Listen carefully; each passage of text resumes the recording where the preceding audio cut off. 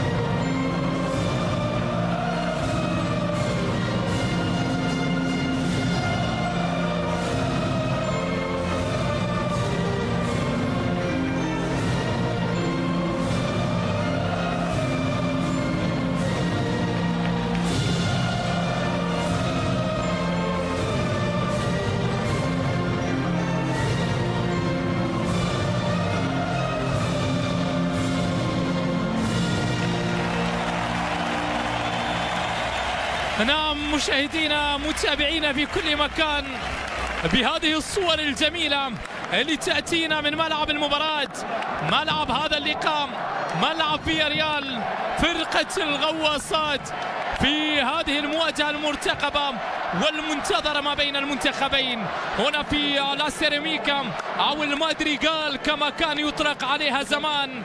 المباراة اللي تقام في هذا الملعب، دائما المنتخب الإسباني ما يختار بأن يلعب في العاصمة الإسبانية في مدريد، لكنه اختار هذه المرة بأن يلعب هنا في إقليم فالنسيا وبالتحديد في فياريال، وفي هذا الملعب وفي هذه المباراة في ملعب لا سيراميكا، الملعب اللي تم تغيير اسمه من المادريغال إلى لا سيراميكا، يستضيف هذه المباراة ويستضيف هذه المواجهة، وننتظر ونتمنى بأن نستمتع بقمة كبيرة بمباراة مثيرة ما بين المنتخبين.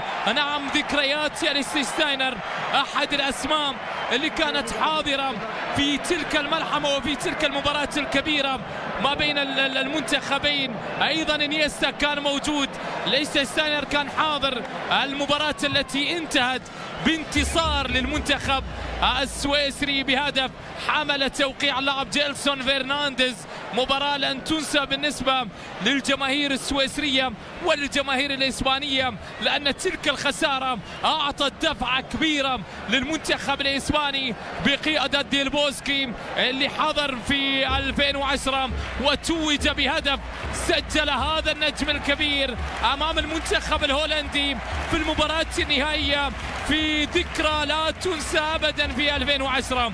الآن بعد 8 أعوام، بعد 8 سنوات، يتواجهان مرة أخرى في لقاء ودي يجمع المنتخبين. أسماء مميزة، لاعبين يبحثون عن التشبث في تشكيلة المنتخبين، سواء أبناء المدرب بيتكوفيتش أو المدرب لوبتيجي. بين حلم هذا وأمل ذاك ننتظر ونتمنى بأن نستمتع بلقاء مميز من جانب المنتخبين في هذه المباراة وفي هذا اللقاء. تشكيلة المنتخبين مشاهدينا متابعينا في كل مكان، يبدأ المنتخب الإسباني في حراسة المرمى دخيا، بيكي في الخط الخلفي يلعب بجانبه أزبيليكويتا، ألبا أيضا موجود، الفارو أودري زولا أيضا حاضر وموجود في هذه المباراة، انيستا سيلفا، تياغو الكانتارا، كوكي، وبالمقدمة دييغو كوستا واسباس. هذه تشكيلة المدرب الإسباني لوبتيجي.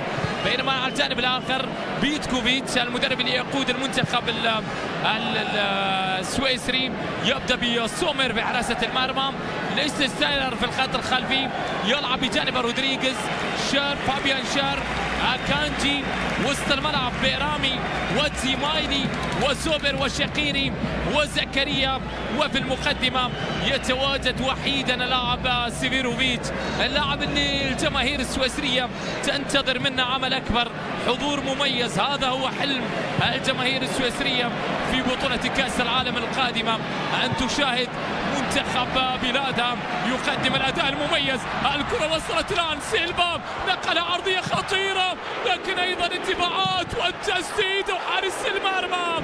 التهديد الأول فقط ثواني أولى، والمنتخب الإسباني يبدأ بالتحرك.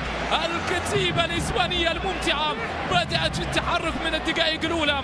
الكرة يشيلها حارس المرمى سومر، عادت مرة أخرى إنيستا، نقلها إلى سيلفا يبحث عن زميل إلى إنيستا يعيد الكرة بالخلف إلى كوكي، إلى تياغو الكانتارا، تياغو نقلها، يا سلام، لكن أيضا الكرة مبعدة.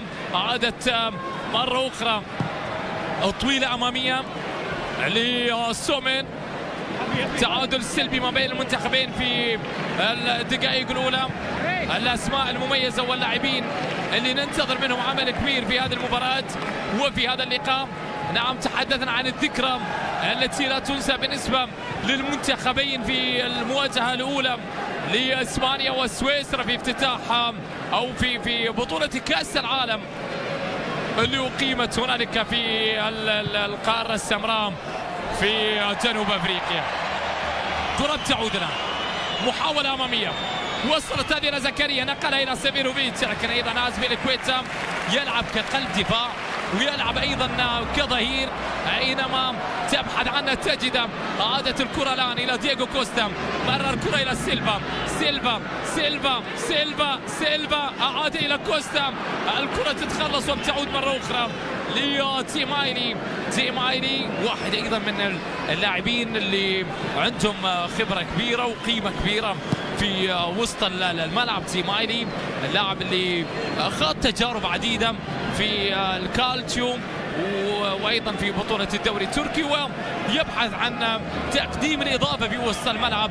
الثلاثي كان موجود ايضا مع نادي نابولي، لو تذكرون تيمايلي وبيرامي وإلنر، ثلاثي سويسري كان مميزا مع نادي نابولي، اللي الان نادي نابولي في ايطاليا يخوض مرحله جديده بقياده المدرب المخضرم العجوز أنشيلوتي، اللي يتمنى بأن يقود فريق دييغو أرماندو مارادونا ويعيده إلى الطريق الصحيح. الكرة موجودة الآن أمامية، عادت مرة أخرى في وسط الملعب لمسرحة المنتخب الإسباني لديخيا، اللي ضامن مركزه، من أفضل الحراس في الوقت الحالي.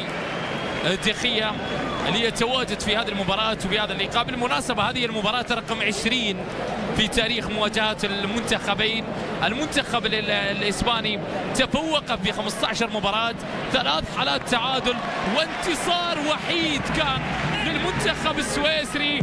المواجهة الوحيدة اللي فاز فيها هدف اللاعب تيلسون.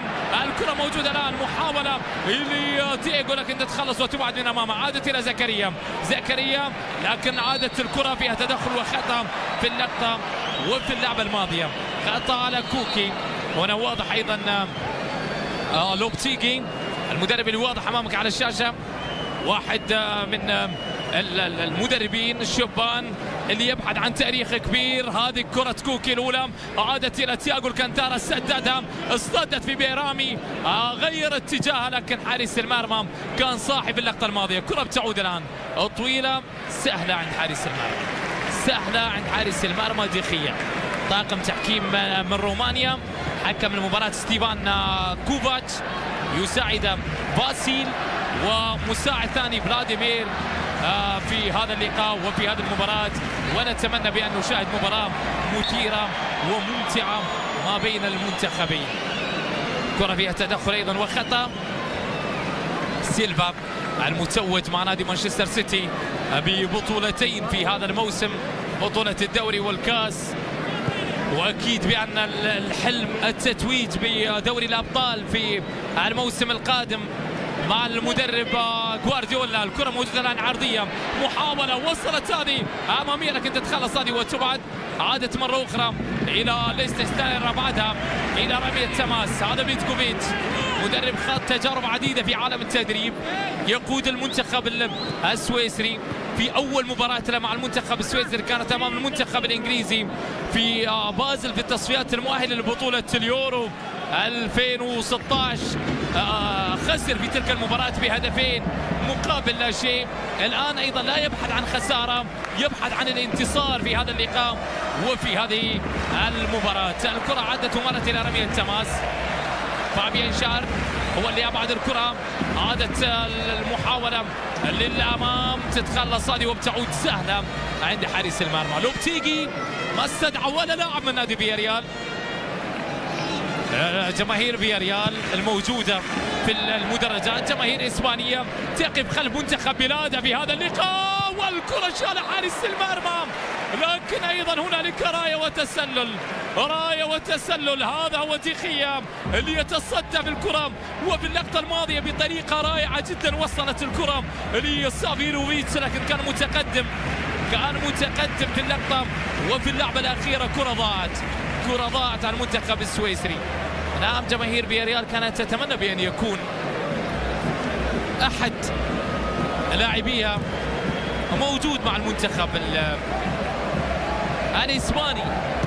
رودري قدم موسم كبير بالمناسبة هذا الموسم، واستدعى له بتيجي اللاعب اللي عنده فقط 21 سنة، لكن عاد واستبعده وابقى على هذه الكتيبة وعلى هذه الاسماء. البعض يعني يستغرب عدم استدعاء الفارو موراتا، بعض اللاعبين ايضا اللي ما استدعاهم لوبتيجي، لكن الاسماء الموجوده كلها مميزه، كلهم لاعبين رائعين متواجدين وحاضرين في هذه المباراه وفي هذا اللقاء.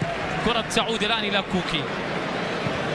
صراحه يعني لوبتيجي الله يعين هذا المدرب على كميه النجوم الموجوده في اسبانيا في هذه الفتره، اسبانيا والمانيا وفرنسا. ولوبتيجي وديشام مدربين عندهم كوكبه من النجوم. منتخب فرنسا عنده كميه مواهب وكميه مواهب اخرى لم يستدعيها. الامر نفسه بالنسبه للمنتخب الالماني والمنتخب الاسباني. الكره بتعود الان، محاوله وصلت هذه اماميه. هذا طبعا لم ياتي من فراغ بعد العمل الكبير اللي قاموا به الالمان بعد الخساره في اليورو، في يورو 2000، والثوره اللي قاموا بها الالمان في الاكاديميات. يا تياغو الكانتارا في المانيا، وبعد ذلك ايضا بدا العمل الكبير في المانيا. اسبانيا نفس الامر، وفرنسا في الفترة الماضية، لكن ألمانيا مسيطرين في كل شيء حتى في كرة القدم سيدات. والمنافس الأول لهم في القارة العجوز إسبانيا. الآن بطولة كأس العالم على الأبواب يا لوبتيجي. ما عسى أن يفعل المنتخب الإسباني. جماهير لافوريا روخا تتمنى بأن تتوج بالبطولة وتعيد إلى الأذهان ذكريات 2010، البطولة الأولى للمنتخب الإسباني مع ديل بوسكي وبهدف انيستا في مرمى المنتخب الهولندي. هولندا غير حاضرة في بطولة كأس العالم. إيطاليا تغيب، أبرز المنتخبات الغائبة عن بطولة كأس العالم في روسيا 2018.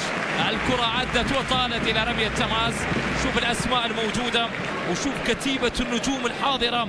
هذه الأسماء اللي واضحة أمامك في دكة البدلاء للمنتخب الإسباني. موجود لوكاس فاسكيز، ناتشو، ساول، ألفاريز، رودريغو، كيبا حارس المرمى، بيبرينا،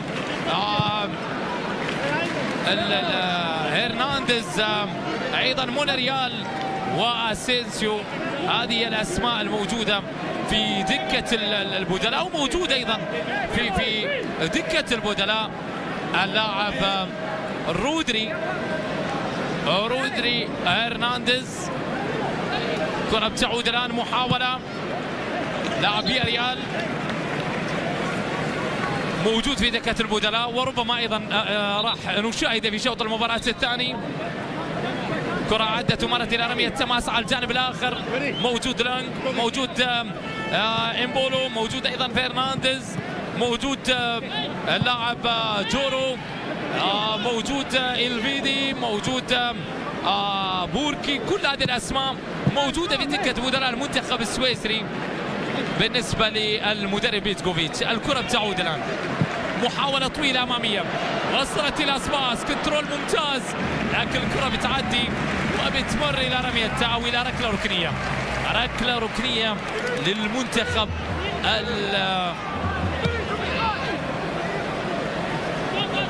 الإسباني. سيلفا عادها في الخلف، انيستا إلى سيلفا، إلى انيستا مرة أخرى، انيستا نقل كرة عرضية تتخلص وبتعود إلى انيستا، سدد أيضا الكرة، عادت بإرامي، خلص الكرة وبعدها عادت مرة أخرى. المحاولة فيها تدخل قوي في الكرة في اللقطة الماضية، وحكم المباراة يحتسب خطأ على أزبيليكويتا. أزبيليكويتا يتقدم في اللقطة الماضية ويرتكب خطأ. اللاعب اللي مع المدرب كونتي يلعب كظهير ايمن، لكن مع لوبتيجي يدفع به كقلب دفاع، يغيب عن المنتخب الاسباني سيرجيو راموس. سيرجيو راموس اللي في الايام الماضيه فاجأ الجماهير الاسبانيه بتقديمه وبغناء لأغنية للمنتخب الإسباني، أغنية محفزة للمنتخب الإسباني وللجماهير الإسبانية. تجربة جديدة، بدأ يفكر فيما بعد الاعتزال من الآن، وربما يدخل في مجال الفن، لكن على الصوت اللي سمعناه في الأغنية شوف لك مجال ثاني يا سيرجيو راموس. كرة بتعود الآن، محاولة وصلت هذه لألبا، ألبا في الجهة اليسرى، ألبا يبحث عن زميل، نقل إلى انيستا، انيستا مر، انيستا عاد إلى ألبا، ألبا يبحث عن كرة، نقل الكرة إلى انيستا، انيستا، انيستا، يا سلام يا انيستا، تمريرة، محاولة أمامية، عادت إلى انيستا، إلى ألبا في الجهة اليسرى، منقولة عرضية خطيرة لكن تتخلص وبتعود الآن. الفارو يحاول وبعدت الكرة من أمامه، الفارو الظهير الأيمن اللي يقدم يعني حضور ومباراة بحماس كبير بالنسبة له، لأنه ربما يعني يرى بأن هذه المواجهة هي الفرصة الأخيرة له.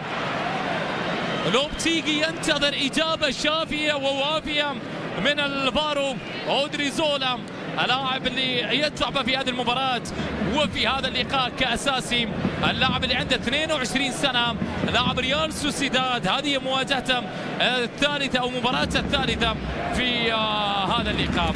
الأسماء الموجودة واللي راح تكون حاضرة في بطولة كأس العالم حسب الأنباء، رودري غير موجود فيها، لكن رودري اليوم موجود في دكة البدلاء، وربما المدرب لوبتيجي يغير رايه في الأيام القادمة.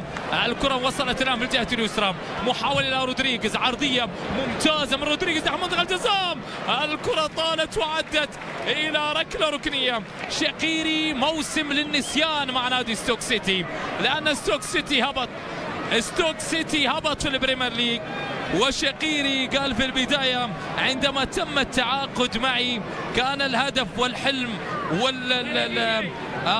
بالنسبة لنادي ستوك سيتي المنافسة على بطولة الدوري الإنجليزي أو التواجد أوروبيا، تمثيل إنجلترا خارجيا، لكن بعد ذلك يتفاجأ في هذا الموسم بأن نادي ستوك سيتي يعاني.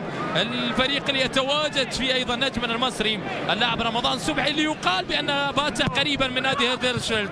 الكرة موجودة الآن، محاولة وصلت هذه في وسط الملعب إلى ليستنستاينر، يبحث عن زميل، نقل الكرة في الجهة اليسرى إلى رودريغيز، رودريغيز عرضية عالية خطيرة سهلة عند حارس المرمى دخية. ربع ساعة الأمور سلبية، النتيجة تبقى بيضاء ما بين المنتخبين. كوكي يلعب أيضا مباراة رقم 39. كوكي المتوج ببطولة اليوروب ليج في هذا الموسم مع سيميوني، مدرب الأرجنتيني ليقود نادي أتلتيكو مدريد. كرة ومحاولة وصلت هذه لدييغو كوستا. كوستا عاد في الخلف لألبا، طالت الكرة من أمام ألبا ومرت إلى رمية تماس. 29 عام لألبا، يلعب مباراة رقم 61. 8 أهداف سجل مع المنتخب الإسباني ويبحث عن هدف التاسع في هذا اللقاء. تياغو كانتارا في وسط الملعب، وبعدت الكرة عادت إلى تيمايري، تتخلص هذه وتبعد من اسباس. محاولة للمنتخب السويسري، منتخب اللي وصل لنهايات كأس العالم بعد مشاركات سابقة. يانس ستاينر في 34 و38 و50 و54 و62 و66 و94 و2006 و2010. منتخب يانيستا أول مباراة له في 1905 وخسر أمام فرنسا 1-0. وأكبر فوز كان على ليتوانيا 9-0. وأكبر خسارة لم تكن أمام إسبانيا ولا ألمانيا ولا البرازيل ولا الأرجنتين. أكبر خسارة يا بيرامي للمنتخب السويسري كانت أمام المنتخب المجري أيام بوشكاش، وجيل مخيف للمنتخب المجري. 9-0. خسارة ثقيلة كانت للمنتخب السويسري. الآن كرة ثابتة وضربة حرة مباشرة للمنتخب الإسباني. الملعب اللي يتزين باللون الأحمر، الكرة موجودة الآن عرضية عالية بالراس لكن أيضا تتخلص. ملعب اعتدنا دائما بأنه شاهد يتزين بالألوان الصفراء، لكن الآن الكل يتفق على لون الوطن بالنسبة للإسبان. لون الوطن بالنسبة للإسبان اللافوريا روخا، الغضب الأحمر اللي يتمنون بأن يحضر الغضب بشكل كبير في بطولة كأس العالم القادمة مع المدرب الشاب لوبتيجي. كرة تعود سهلة عند حارس المرمى سومر، نقل الكرة في الأمام إلى رودريغيز. رودريغيز موسم طيب مع الميلان مع جنارو غاتوزو. في إحدى المباريات رودريغيز أهدر ركلة جزاء وبعدها استدعى جنارو غاتوزو، قال اعتقدت بأن جنارو غاتوزو راح يضربني بعدما استدعى، لكن جنارو غاتوزو وساء على إهداره لركلة الجزاء وحفزه وحمسه. الكرة موجودة الآن أمامية لكن عدت ومرت من ألفارو اللي خلص الكرة وبعدها إلى رمية تماس. ألفارو دريزولا لاعب شاب صغير في الجهة اليمنى، يتمنى بأن يعني يثبت نفسه، يكون حاضر في التشكيلة الأساسية في الفترة القادمة مع المنتخب الإسباني. عودة كارفخال صعب يا أودريزولا، صعب جدا يا أودريزولا أن يجد فرصة إلا إذا أصيب كارفخال، إلا إذا أصيب كارفخال يا لوبتيجي. المدرب اللي يتمنى بأن يعني يشاهد كارفخال ويعود كارفخال في الفترة القادمة. اللاعب اللي لا يزال موجود في التشكيلة أو في القائمة، 26 عام، لاعب اللي ظهرت أنباء وأخبار بأنه غير قادر على ممارسة كرة القدم في الفترة القادمة، لكن بعد ذلك الأطباء أعطوه الضوء الأخضر. أصيب في النهائي، أصيب في المباراة النهائية التي جمعت ريال مدريد بليفربول، وأحداث تلك المباراة لم تنتهي بعد. لسه الجماهير العربية والمصرية خاصة زعلانة يا راموس. الكرة موجودة الآن، تسديدة مرت بجوار القائم، مرت بجوار القائم إلى ضربة مرمى. سيلفا حاول لكن الكرة بتعدي، الكرة بتعدي وبتمر إلى ضربة مرمى. شوف الكرة هيئها دييغو كوستا، يا سلام، محطة مهمة في الخط الأمامي، محطة مهمة في الخط الأمامي، تسديد على الطاير بقدم اليسرى الجميلة أمام دافيد سيلفا، لكن الكرة ضاعت، عادت مرة أخرى إلى رودريغيز. نعم، أحداث المباراة النهائية، إصابة كارفاخال، إصابة نجمنا العربي محمد صلاح اللي بالمناسبة يتعالج هنا في هذا الإقليم، في إقليم فالنسيا، يتعالج في إقليم فالنسيا، يعني قريب على راموس. وتأكيدا للمقولة اللي الخبر اللي تحدثنا عنه بأن سيرجيو راموس ألغى تطبيق الواتساب بعد كثرة الرسائل التي وصلته. مانولو لاما من راديو كوبي قال بأن سيرخو راموس وعائلته أيضا بعد كثرة الرسائل اضطروا لتغيير أرقام الهواتف. لا تغضب الفراعنة. زعلت الجماهير المصرية والعربية بعد التدخل على نجمنا العربي محمد صلاح، وقدم اعتذار سيرجيو راموس في الأيام الماضية عبر تويتر. وهذه هي كرة القدم، تحدث فيها الإصابات، وإن شاء الله أننا نشاهد محمد صلاح يقود المنتخب المصري في بطولة كأس العالم في مجموعة صعبة تضم المنتخب السعودي والمنتخب الروسي والمنتخب الأورجواياني. لكن ثقتنا كبيرة، ثقتنا كبيرة في الصقور وفي الفراعنة، في المنتخب المصري وفي منتخبنا السعودي. منتخبنا المصري ومنتخبنا السعودي ومنتخبنا المغربي ومنتخبنا التونسي، هذه المنتخبات لا تمثل نفسها، تمثل العرب، لذلك الكل يقف ويشجع هذه المنتخبات في بطولة كأس العالم. ودعونا نحلم، ليش لا؟ حلم أن نشاهد من المجموعة الأولى المنتخبين السعودي والمصري يتأهلان للدور القادم. الكرة موجودة الآن، الاستثناء نقلها عرضية، عادت مرة أخرى تسديد على الطاير لكن ضاعت يا زمايلي. حاول أنه يلعبها على الطاير في اللقطة وفي اللعبة الماضية، لكن كرة زمايلي ضاعت ومرت إلى ضربة مرمى. ضربة مرمى في اللقطة الماضية، محاولة لم يكتب فيها النجاح بالنسبة للمنتخب السويسري. 23 دقيقة الأمور مستمرة سلبية. تخيل عزيزي المشاهد بأن المنتخب السويسري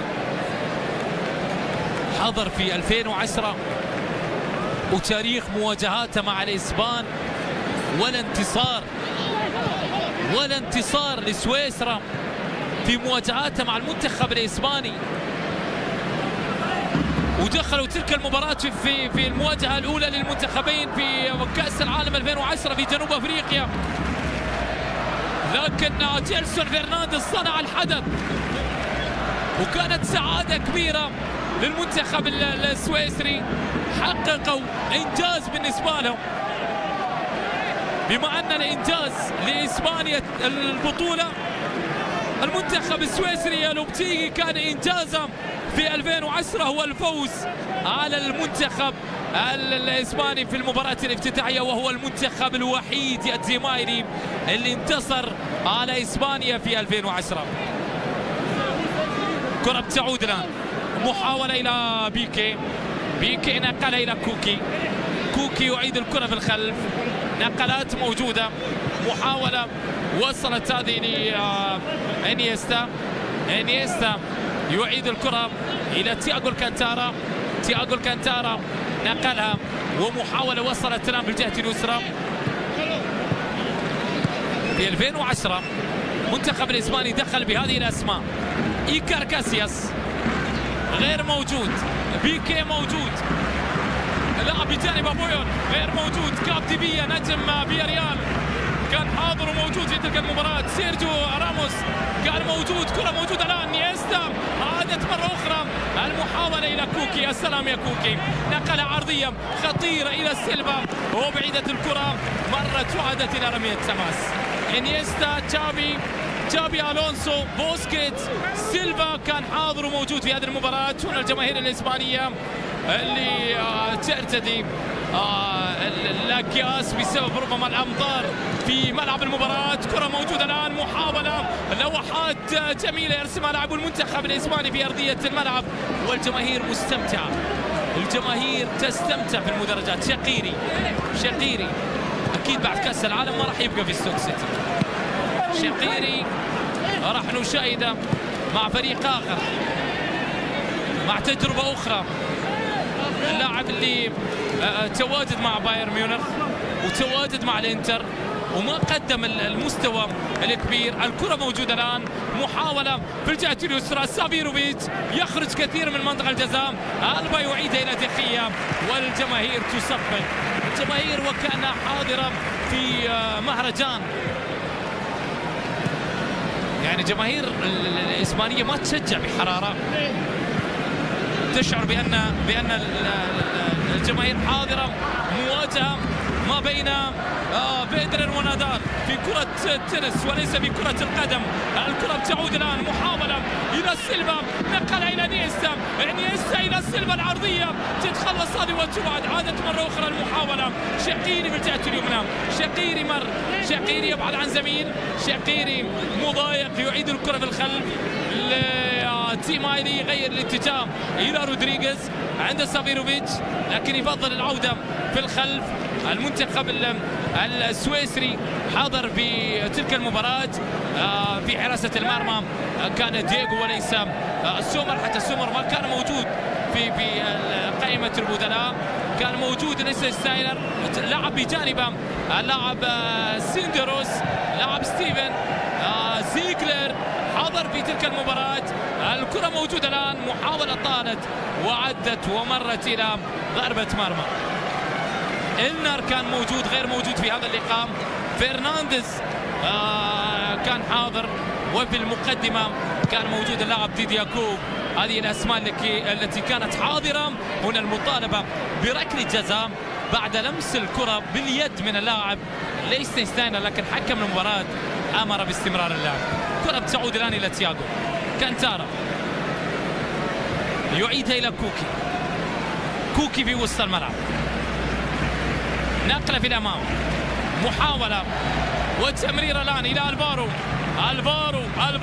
مر، تقدم، نقلة لكرة عرضية، لكن أيضا متابعة من سيلفا، تمريرة إلى سباس، أبعدت من أمامه، عادت الكرة مرة أخرى. الفارو، يا سلام يا الفارو يسجل أول أهدافه مع لابوريا روخا، الشاب الصغير الفارو أودريزولا اللي يبحث بأن يثبت نفسه في التشكيلة الأساسية مع المنتخب الإسباني.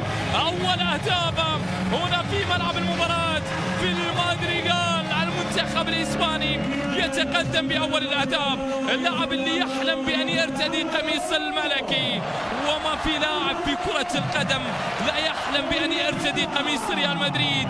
هذا الفارو أودريزولا اللي الجماهير الإسبانية تنتظر منه عمل كبير في الأيام القادمة. واحد من المواهب الشابة الصغيرة التي يقدمها لوبتيغي، اللاعب اللي قدم موسم جميل مع نادي ريال سوسيداد الفريق الباسكي، ويستحق أن يتم مكافأته باستدعاء لتمثيل المنتخب الإسباني.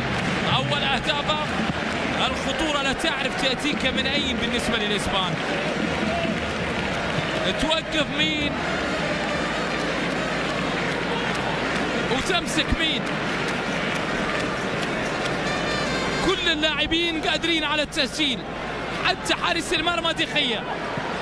كرة تعود الآن، محاولة، تمريرة بيكيه، هذا مسجل العديد من الأهداف.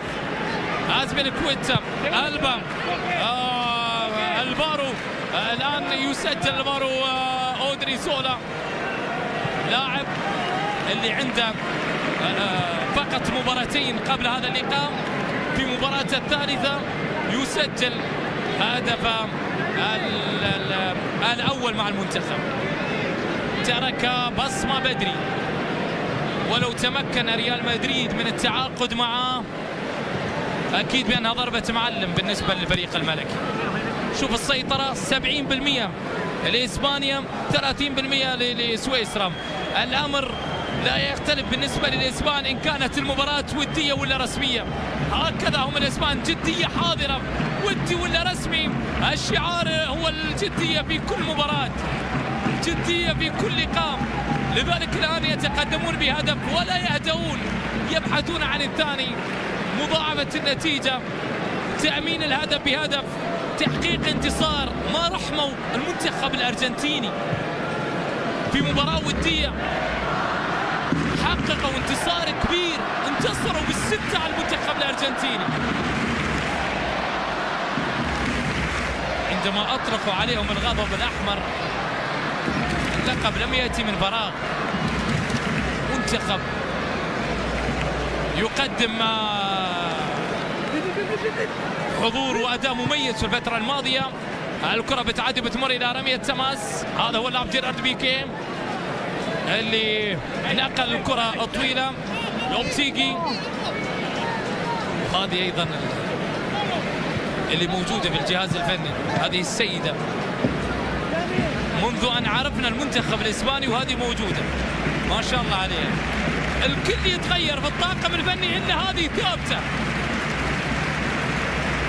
كرة بتعود الآن، محاولة في وسط الملعب لسيلفا. سيلفا يعيد الكرة إلى ألبا.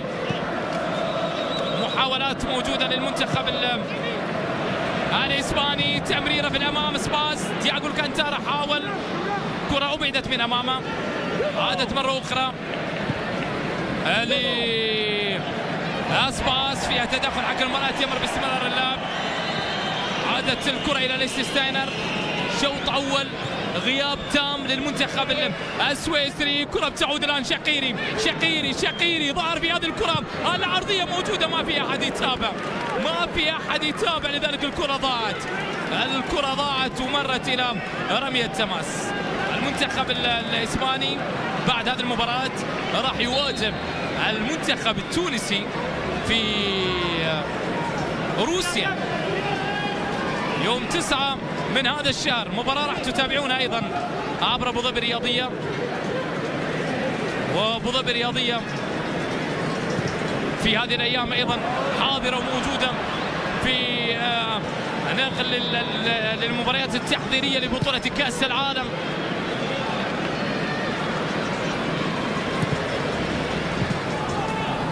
في روسيا 2018 لكل المنتخبات اللي تستعد بنقل العديد من المباريات.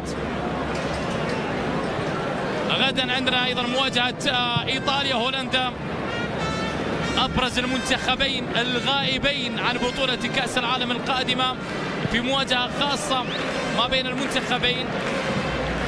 عندنا ايضا مواجهة المنتخب المغربي امام المنتخب السلوفاكي عبر قنوات ابو ظبي الرياضية المفتوحة. ايضا فرنسا وامريكا وتونس في مواجهة اسبانيا. كرة بتعود الان، محاولة عادت مرة اخرى. ايضا اليوم برنامج المونديال راح ينطلق اليوم بعد هذه المباراة عبر ابو ظبي الرياضية. كرة موجودة الان امامية، محاولة عادت مرة اخرى الى ألبا يبعد عن زميل، يعيد الكرة الى تياغو الكانتارا. تياغو نقلها الى نيستا في وسط الملعب. نيستا تقدم. يا نيستا اللي رحل الى الفريق الياباني مع بودولسكي. وجماهير اسبانيا زعلت اكثر من زعل جماهير برشلونة على رحيله، لان الاسبان الكثير منهم يعتقد بان هو السبب الرئيسي في فوز المنتخب الاسباني ببطولة كأس العالم 2010. كرة بتعود الان، محبوب من كل الجماهير، جماهير كل الأندية وليس فقط جماهير برشلونة. عكس جيرارد بيكيه ركلة ركنية هي الرابعة الثالثة للمنتخب الإسباني. 10 دقائق وسيسدل الستار. مشاهدينا متابعينا في كل مكان على شوط المباراة الأول، والمنتخب الإسباني تقدم عن طريق اللاعب الفارو. الكرة موجودة الآن عرضية، عادت مرة أخرى المحاولة إلى سيلفا، سيلفا هياها إلى كوكي، كوكي إلى سيلفا، عادت مرة أخرى إلى تياغو، تياغو غير الاتجاه إلى نيستا، نيستا تمريرة طويلة خلف المدافعين وبعدت الكرة. شوف سافيروفيتش، هذا رأس الحربة الوحيد في الخط الأمامي. كرة وعادت مرة أخرى، تدخل وخطأ في اللقطة الماضية.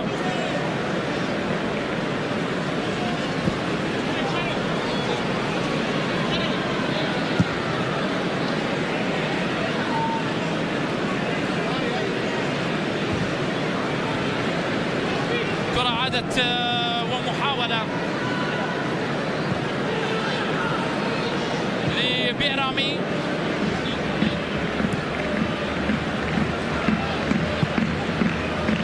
يعيدها بالخلف. المحاولة عادت المنتخب السويسري، منتخب تصريفه بالوقت الحالي في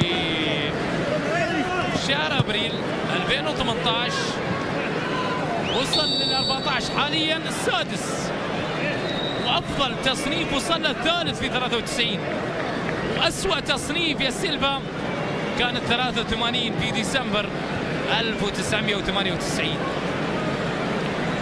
وصل إلى بطولة كأس العالم أول مرة في 1934، وأفضل نتيجة له للكوارتر فاينل أو ربع النهائي في 3 مرات في اليورو، أول حضور له في 98، وأفضل نتيجة له دور ال 16 في 2016. الكرة فيها تدخل وخطأ في اللقطة في اللعبة الماضية. تياغو الكانتارا، هذا الاسم اللي واضح أمامك على الشاشة، تياغو. يقال بأن برشلونة يبحث عن إعادة تياغو الكانتارا، هذه مشكلة أيضا فريق الكتالوني. الكرة موجودة الآن أسبيليكويتا، وابعدت المحاولة ومرت إلى رمية تماس، لا ما طلعت بل عدت إلى رمية تماس. فريق الكتالوني يعطي الإذن بخروج العديد من النجوم، بعد ذلك يجري خلفهم للتعاقد معهم. فابريغاس، بيكي، تياغو الكانتارا الآن يبحث عن التعاقد معه مرة أخرى. لاعب عنده 27 سنة، رحل في 2013، وقع ل4 أعوام ب 25 مليون، 25 مليون وقع لنادي بايرن ميونخ مع المدرب كان وقتها جوارديولا. الآن يبحث بأن يعود مرة أخرى لاعب تياغو الكانتارا. ابن عمه رودريغو موجود في دكة البدلاء، لاعب نادي فالنسيا. كرة ملعوبة الآن، محاولة وصلت هذه الجهة اليسرى لسيلفا، سيلفا نقلها الكرة العرضية لكن عدت ومرت إلى ركلة ركنية، ركلة ركنية. فابيان شار هو اللي خلصها وأبعدها إلى ركلة ركنية، ركلة ركنية للمنتخب الإسباني. والمنتخب الإسباني يبحث الآن عن تسجيل هدف ثاني. الأسباس ودييغو كوستا ما سجلوا في هذه المباراة، ما سجلوا في هذا اللقاء. هل يحضر أحد هذين النجمين ويسجل الآن في اللحظات الأخيرة من شوط المباراة الثاني؟ نشاهد ونتابع، نشاهد ونتابع منقولة. الكرة عرضية بالراس لكن الكرة عدت، الكرة عدت ومرت إلى ضربة مرمى. هذا هو لاعب دييغو كوستا، لاعب يبحث أكيد عن التسجيل في كل مباراة سواء مع نادي أتلتيكو مدريد أو مع المنتخب. ارتقى في اللحظة الماضية بل رمى نفسه ولم يرتقي، أبعد الكرة راحت بعيدة عنه إلى ضربة مرمى، ضربة مرمى. تيمايني، كرة بتعود الآن. المنتخب ما يلعب كثير هنا في هذا الملعب، في ملعب فياريال. ما ما ادري قال سابقا الفارو لاعبي الفارو رابع الفارو نقل الكره الى نيستا، لكن نيستا حاول يركنها الكره وصلت سهله عند حارس المرمى، سوبر اللي يمسكها بكل ثبات. عادت الكره مره اخرى. فياريال من الفرق المميزه في اسبانيا، فرقه الغواصات، فريق اللي لعب عندهم هذا الموسم من اجمل العربي اللاعب السعودي سالم الدوسري. يعني بعض جماهير فياريال بعد الظهور الطيب سواء مع الفريق الاول او حتى مع فريق تحت 23 سنه في بطوله دوري ابطال اوروبا، والخساره امام نادي ارسنال في ملعب الامارات بركلات الحظ الترجيحيه. قدم اداء طيب وكان يعني حضور مميز في التمارين. بعض الجماهير تطالب بان يستمر وان يكون له تواجد في الفتره القادمه. بالمناسبه فياريال فينا مشجعين في الوطن العربي، بالرغم من ان هذا الفريق لم يصل الى منصه التتويج محليا. نتحدث عن الليغا، كان وصيفا في موسم 2007-2008. هذه كره عرضيه وصلت سهله عند حارس المرمى. في مشجع لهذا الفريق الكويتي احمد الحربي يحضر ويتواجد حتى في اقليم فالنسيا، يقف خلف فياريال. احمد الحربي فياريال عاشق لهذا الفريق، القلب وما يهوى، وقلب اختار فياريال. فريق كان قريبا من الوصول للمباراة النهائية من دوري الابطال، الاولى اخوان رومان ريكيلمي واهدار لركلة الجزاء في تلك المباراة. الكرة موجودة الان، محاولة وصلت امامية تتخلص وتبعد. لاعبين مميزين ارتدوا قميص فياريال سواء اسبان او حتى من جنسيات اخرى. فورلان ورومان ريكيلمي، سانتي كازورلا على سانتي. جماهير فياريال تتمنى بان يعود مرة اخرى. كابتيفيا ارتدى قميص فياريال. لاعبين كثر كانوا حاضرين في سنوات ماضية. الان رودري اللاعب اللي منتظر منه عمل كبير، ونتمنى بان نشاهد ايضا لاعبنا سالم الدوسري حاضر وموجود في السنوات القادمة ويقدم الاداء الكبير مع نادي فياريال في الليغا الاسبانية.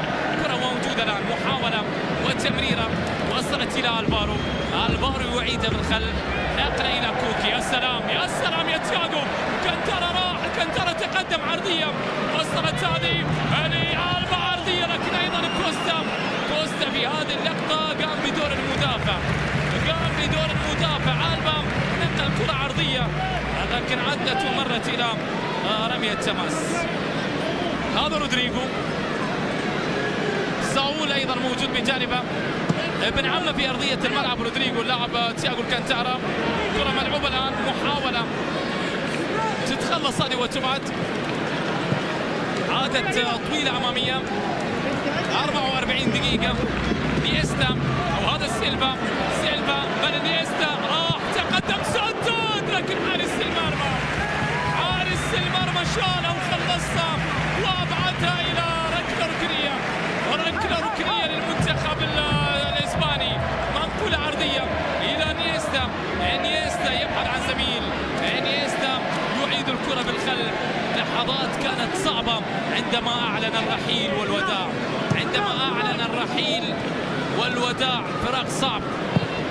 الفراق صعب وراح للفريق الياباني ويسل كوبي، اللاعب اللي عنده 34 سنة. كرة موجودة الآن، محاولة 125 مباراة، مسجل 14 هدف، فيها تدخل وخطأ، وأكيد بأن أغلى هدف كان في مرمى المنتخب الهولندي في المباراة النهائية. خلاص الوقت الأصلي انتهى. نشاهد ونتابع الآن اللحظات الأخيرة. الوقت المحتسب بدل ضايع، ما في ولا دقيقة. نترككم مع هذه اللقطة مشاهدينا متابعينا في كل مكان. المنتخب الإسباني ينهي الحصة الأولى بهدف مقابل لا شيء. الهدف اللي حمل توقيع لاعب الفارو أودريزولا هو اللي سجل حضوره الأول مع المنتخب الإسباني. إسبانيا 1 سويسرا لا شيء. استراحة قصيرة، بعد ذلك نلتقي مع بداية شوط المباراة الثاني. إلى ذلك الحين تقبلوا تحياتي محمد الشامسي.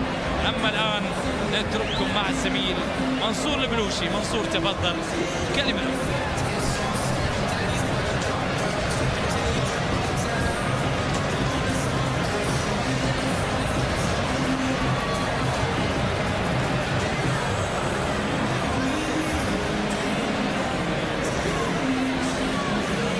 محمد الشامسي. إذن بهدف وحيد إسبانيا تتقدم في الشوط الأول على سويسرا بهذا الهدف الذي أتى من كرة مرتدة من الأساس قبل أن يلعبها سيلفا ويسجلها بهذه الطريقة الجميلة الظهير القادم بقوة أودريزولا. فاصل قصير مشاهدينا الكرام، نعود بعده للحديث عن الشوط الأول.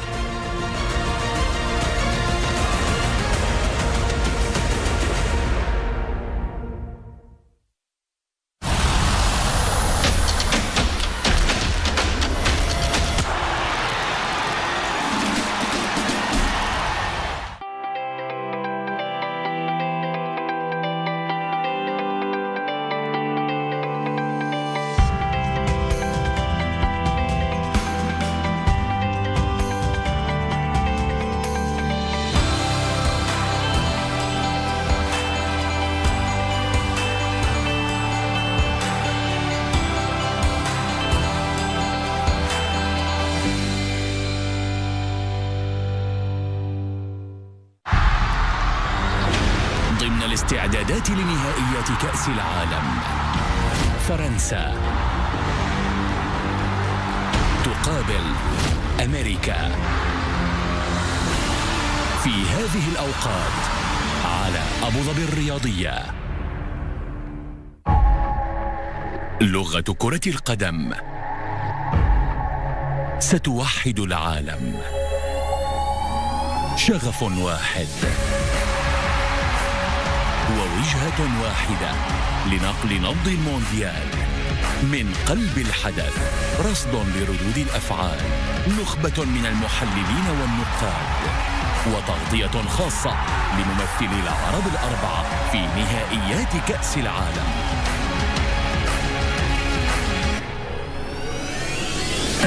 برنامج المونديال على أبوظبي الرياضية. بلفاست، هل أنت مستعد لاستقبال بريف؟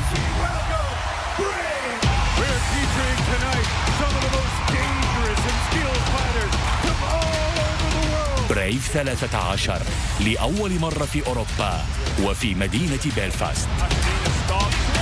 بريف 13 في هذه الأوقات على أبوظبي الرياضية.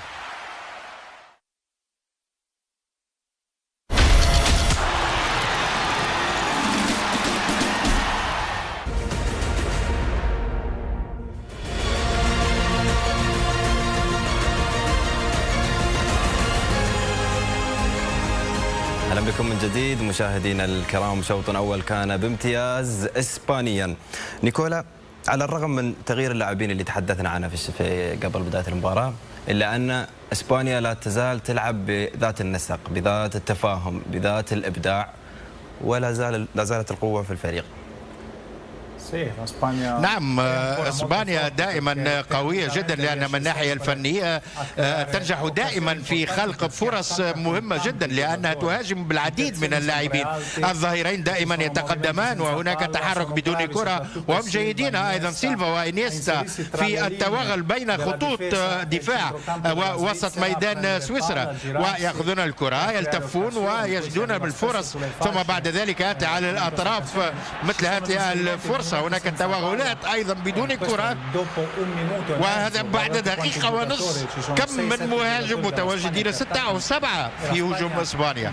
وإسبانيا الجميلة لا تقوم به أمام سويسرا فقط، ولكن مع الفرق الكبرى لا تخشى أن تهاجم، ودائما تتقدم أيضا مع الظهيرين. شوط أول رائع جدا أيضا من سويسرا، حتى إذا كانت تدافع لا يمكنها أن تقوم بأي شيء أمام إسبانيا. محمد انيستا بدا شابا وكأن في أول 20، مش لاعب مقبل أو لاعب ترك الآن برشلونة وذهب إلى الدوري الياباني. الذهب لا يصدق. صحيح، يعني انيستا لاعب مميز، ويمكن يعني فرض طريقة اللعب والاستحواذ على الكرة، نوعية اللاعبين، نوعية التمرير وجودة التمرير في المنتخب الإسباني خصوصا قبل ما نتكلم عن انيستا أبو محمد، هذا هدف المباراة الآن نشاهده عبر الشاشة. هو دائما قلنا قبل المباراة قوة المنتخب الإسباني هو اللاعبين القادمين من الخلف، التواصل بين الخطوط، العددية الموجودة دائما ما يؤكد أن دائما نشوف في 4-5 لاعبين متواجدين في منطقة الفريق المنافس المنتخب السويسري، لكن هو ترجمة لحال المباراة، استحواذ أعلى، تواصل بين الخطوط، اللاعبين القادمين من الخلف، والدليل أن الفارو لاعب ظهير قادم من الخلف، استطاع من كرة من سلفة أنه يكون في منطقة اللي تسمح له أنه يسجل فيها هدف جميل، هدف جميل جدا. وهذا الهدف يدل على الاستحواذ وعلى الضغط الكبير اللي والنهج المنتخب الاسباني في عمليه الاستحواذ. 61% استحواذ المنتخب الاسباني، فرص اكثر على المرمى، 9 فرص على مرمى الفريق السويسري مقابل محاولتين المنتخب السويسري، دليل على سيطره وقوه المنتخب الاسباني. اعتقد درازولا بهذا الهدف قدم اوراق اعتماده لريال مدريد. هو يعني تاكيد، وللمدرب احيانا لما يكون عندك بديل اضطراري في هذا الطرف بعد إصابة كرفخال، أنا أعتقد أن تأكيد على قدرة اللاعب وتأكيد على أن الفريق عبارة عن مجموعة، حتى لو نقص لاعب. أبغى أقول أن اليوم منتخب إسبانيا ينقص يمكن 5-6 لاعبين من اللاعبين اللي ممكن يكونون أساسيين خصوصا في خط الدفاع. الفريق يلعب بنفس الطريقة، جودة اللاعبين، جودة البدلاء، ويمكن في هالمستوى من المنتخبات ما في فرق بين اللاعب الأساسي والبديل. أنا أعتقد أنه دليل على الموهبة في الكرة الأسبانية، ودليل على أن الفريق يمشي بنفس النهج وفرض طريقة اللعب من خلال شكل اللاعبين ومجموعة اللاعبين اللي في نص الملعب. نيكولا، أنت مهاجم، هذه الكرة اللي سجلها درازولا أعتقد صعبة جدا أنها واصلة من الهواء بهالطريقة وتسددها على الطاير وفي زاوية. حاول الحارس السويسري أنه يوصلها لكنه ما قدر يلامس الكرة أبدا. نعم، صعب جدا لأن الكرة تأتي عالية وهو جاء يركض من الطرف، وأحيانا بإمكانه أن يسدد باليسرى، ولكن هو تمكن من التنسيق بالقدم اليمنى. ونرى أن هذا الشاب موهوب لديه الفنية كما كل لاعبي إسبانيا. نعم، حتى مهاجم يصعب عليه تسجيل مثل هذا الهدف. الديربي هذا الموسم. نعم، في الديربي كان مهما اكثر من مباراه هدف يعني بطريقه المهاجمين. نعود للحديث عن انيستا ابو محمد، اسمح لي انا وقفتك. اللاعب اللي يلعب كره قدم سهله جدا، ممتعه، ويمكن اجمل ما في اداء انيستا مع تقدمه في السن انه ما زال يمتلك نفس الحاسيه في عمليه التمرير والتمرير الحاسم وعمليه الاستحواذ.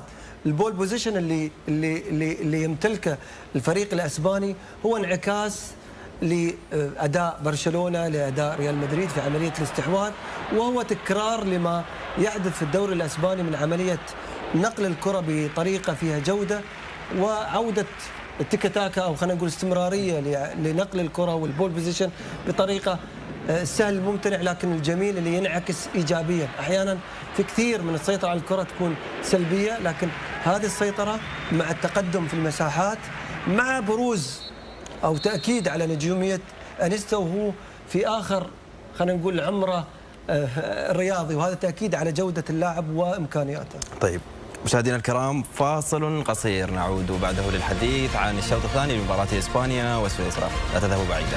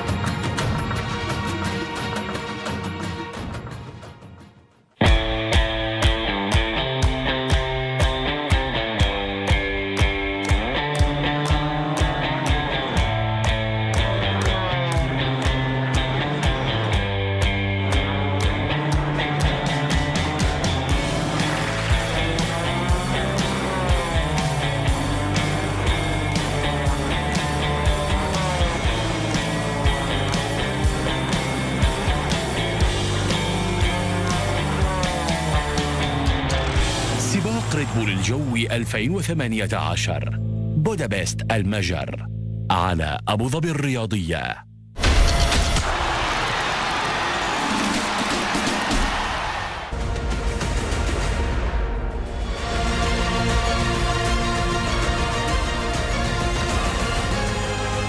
أهلا بكم من جديد مشاهدينا الكرام. الشوط الثاني نيكولا، هل تعتقد أن المنتخب الإسباني سيواصل سيطرته أم أن المدرب المنتخب السويسري سيحاول المجازفة لتعويض الخسارة حتى الآن؟ سويسرا في أي حال تدافع بطريقة جيدة، لأنه ربما كان بإمكانها أن تقبل أهدافا أكثر، تجازف ولكن ليس كثيرا، لأن إسبانيا تهاجم دائما، ولكن الفرص واضحة، كانت تسديدات أكثر من وضعيات خطيرة، ولكن ستحاول أن تلعب متقاربة، وإسبانيا سنرى أنها تستمر بهذه الطريقة، لأن هذا في الدم موجود، يعني لأن سويسرا بإمكانها أن تحاول شيئا ما في الهجمات المرتدة. لابد أن إسماعيل لم يقنعني كرأس حربة ثاني، لأنه بطيء في الدفاع وبطيء حتى في التقدم إلى الهجوم، ولكن مثل هذا الهجوم المرتد كانت البعض، ولكن يأتون متأخرين اللاعبين الآخرين للمساندة. جيد أن تدافع، ولكن في كرة القدم لابد أن تحاول أن تسجل، ولذلك لابد أن تنطلق بأكثر عدد من اللاعبين. أنت حتى قبل بداية المباراة نيكولا كنت تتحدث عن مشكلة الهجوم في المنتخب السويسري، كيف ممكن المدرب يحلها؟ هل لو حاول أنه يلعب بمهاجم وهمي كما يوصف في كرة القدم راح نشوف في فعالية هجومية أكثر للمنتخب السويسري من اللي كما تحدثت أنت قاعد يدافع ويدافع بطريقة جيدة؟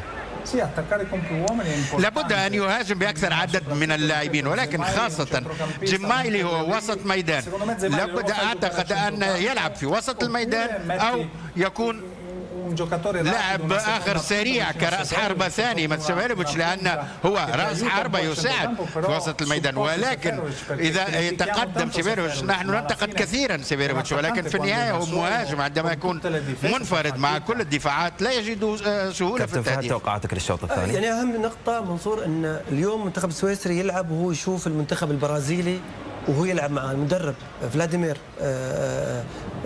ينظر كيف سيواجه المنتخب البرازيلي في أول مباراة. طريقة اللعب المنتخب الإسباني خلينا نقول قريبة جدا من عملية الاستحواذ، لكن مباراة فيها نجاح بالنسبة للمنتخب السويسري في الشق الدفاعي، لكن يحتاج عددية أكثر، يمكن يكون في تغييرات بالنسبة للمنتخبين للتجريب ولأيضا وجود شكل للوصول لمرمى الفريق المنافس. شكرا لك، شكرا نيكولا، شكرا كابتن فهد. مشاهدينا الكرام نعود بكم إلى محمد الشامسي والشوط الثاني. إليك محمد.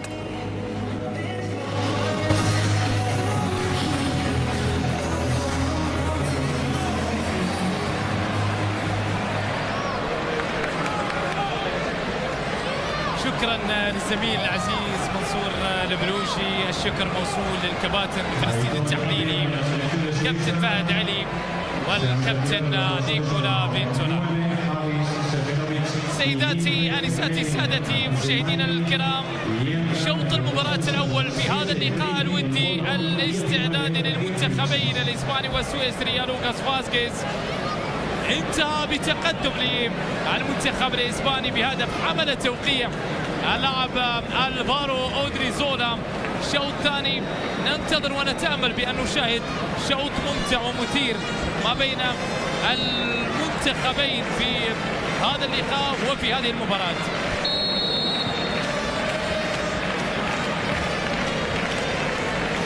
اودريزولا نعم، كما تحدثنا بأن الريال بات قريبا من التوقيع مع هذا اللاعب اللي يرسل الآن رسالة لجماهير الفريق الملكي بأنه يستحق بأن يرتدي قميص نادي ريال مدريد. تبديلات وتغييرات مع بداية شوط المباراة الثاني بالنسبة للمنتخبين. هذه كرة وتمريرة لكن وصلت سهلة عند حارس المرمى سومر اللي يخرج في الوقت المناسب ويمسك الكرة الماضية. ليشتنشتاينر يبدأ في الخط الخلفي، رودريغيز، فابيان شار وأكانجي، وسط الملعب بيرامي، زيمايلي وزوبر، وشقيري زكريا وسيفيروفيتش. هذه تشكيلة المدرب بيتكوفيتش مع بداية شوط المباراة الثاني، لكن هذه كرة شقيري سدد، الكرة تتخلص وتبعد، عادت مرة أخرى سيلفا أمامية وبعدت الكرة ومرت إلى رمية التماس. المنتخب الإسباني يا شقيري اللاعب اللي يحلم بأن يخوض تجربة جديدة بعد التجربة المخيبة للآمال يا إيمبولو مع نادي ستوك سيتي اللي انتهت بهبوط لستوك سيتي في هذا الموسم في مفاجأة كانت يعني صعبة على جماهير ستوك، لأن بعد التغييرات وبعد المبالغ التي دفعت كانوا ينتظرون بأن يشاهدوا فريق ستوك على منصات التتويج، لا يشاهدون في الشامبيونشيب. اسينسيو ينتظر فرصة للحضور في اللحظات القادمة من شوط المباراة الثاني. تخية في حراسة المرمى بالنسبة للمنتخب الإسباني، بيكي، عازبيليكويتا، ألبا، ألفارو دريزولا، نيستا، سيلفا وتياغو الكانتارا، كوكي وسباس. أيضا نشاهد لوكاس فاسكيز دخل بديلا في شوط المباراة الثاني ربما لسباس. نعم سباس ترك أرضية الملعب للوكاس فاسكيز، راح يلعب برأس حربة وحيد وهو يلعب دييغو كوستا، وبأكيد يعني معاونة من وسط الملعب، الكرة فيها تدخل وإبعاد من تياغو كانتارا. نيستا اللي تحدثوا عنه الكباتن في الاستوديو التحليلي، نعم عاد شابا تشعر بأنه في السن 24 عام ما شاء الله عليه في شوط المباراة الأول. غير رايك، الغي العقد اللي وقعته مع فيسل كوبي وابقى في القارة العجوز، ودنا نشوفك أكثر وبشكل أكبر يا نيستا. لسه قادر على العطاء، لسه قادر. اسمع اسمع اسمع اسمع الجماهير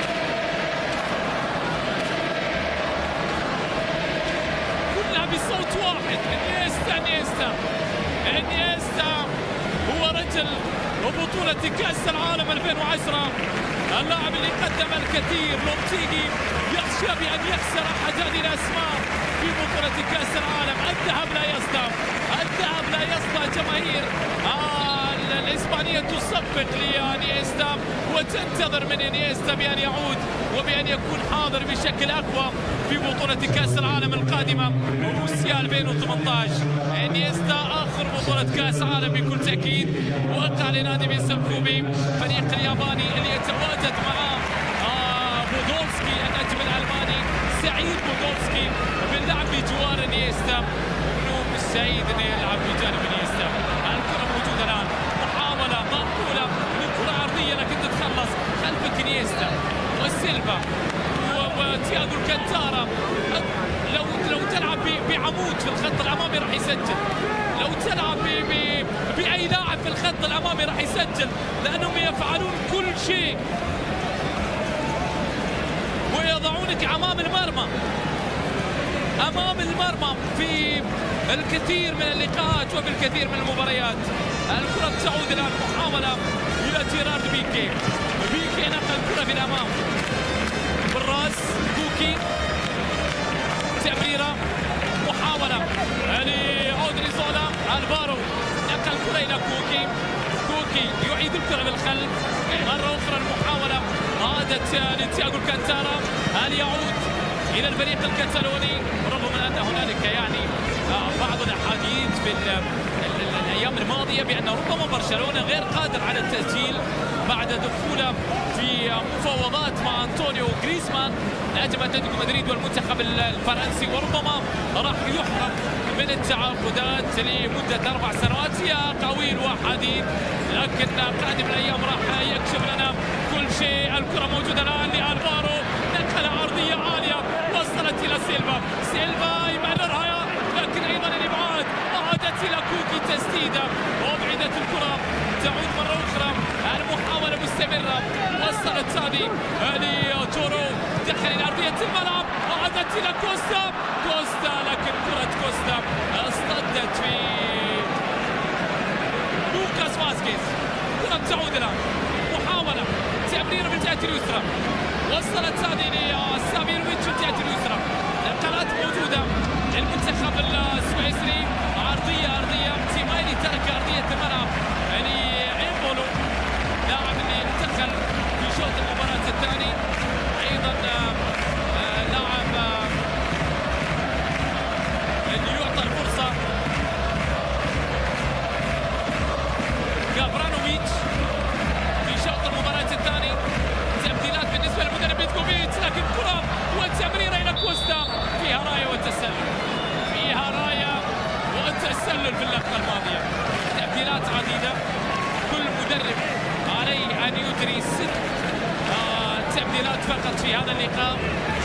أبشر تمثيل في هذه المواجهة راح يكون الفارو أودريزولا.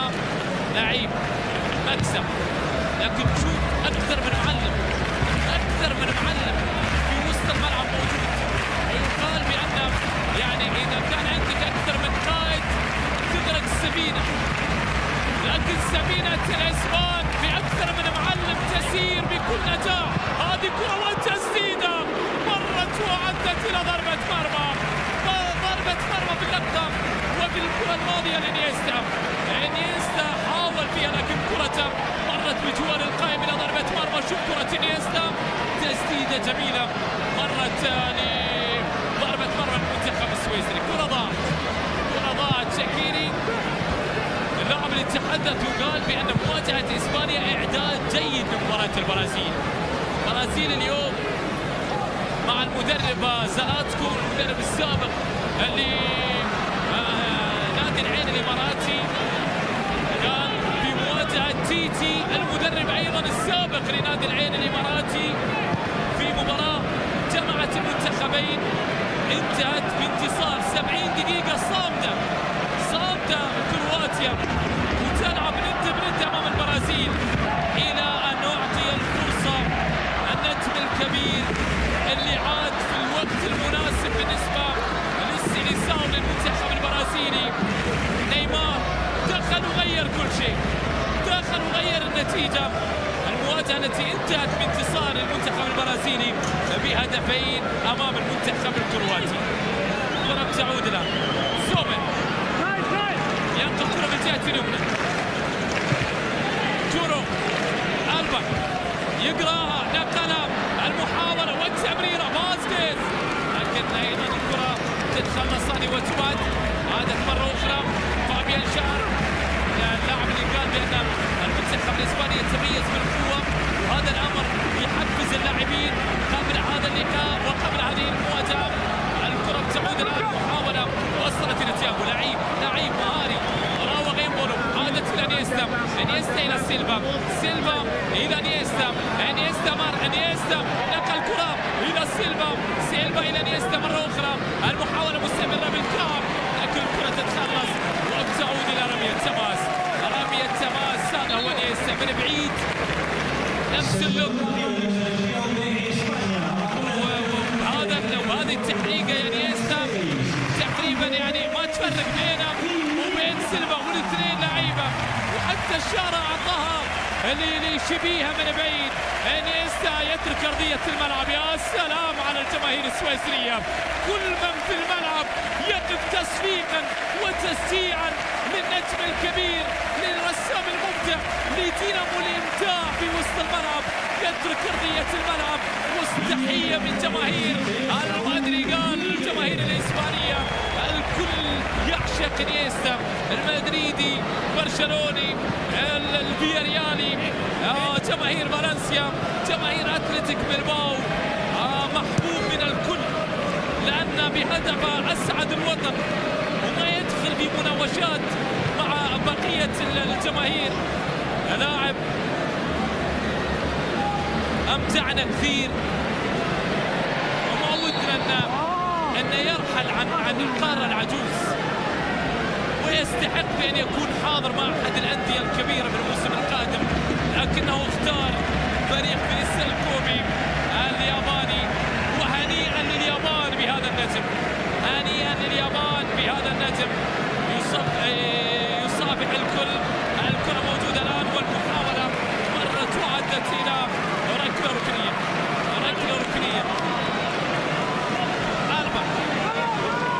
ألبا اللي نقل كرة عرضية لكن تتخلص وتبعد. ألبا اللي أكيد بأنه يتمنى بأن يلعب بجانبه في المنتخب الإسباني. ميسي حافظ فاهم كل تحركات ميسي. الكرة موجودة على العرضية، وميسي حافظ ألبا في الفريق الكتالوني.